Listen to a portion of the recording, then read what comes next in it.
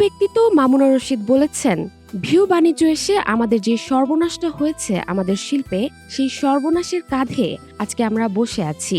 সম্প্রতি রাজধানীর শিল্পকলা একাডেমিতে অনুষ্ঠিত হয়ে যাওয়া এক সেমিনারে একথা বলেন মামুনুর রশিদ। সেমিনারে মামুনুর রশিদ বলেন, একদিকে হচ্ছে আমাদের শিল্পের সংকোচন, রাজনৈতিক সংকোচন। গত 17টি মাস আমাদের উপর রাজনৈতিক সংকোচন চলেছে। আমরা ভালো কোনো কিছু নির্মাণ করার কথা ভাবতেই পারি না। আমাদের প্রেরণাহীন একটা সময় আমরা কাটিয়েছি। এর আগেও আমাদের বারবার আমাদের শিল্পের সংকোচন হয়েছে, আমরা ব্যথিত হয়েছি।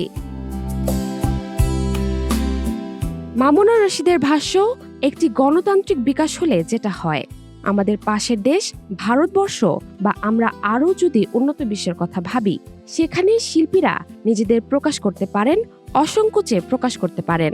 কিন্তু সে অসংকোচটা আমাদের জীবনে আসেনি।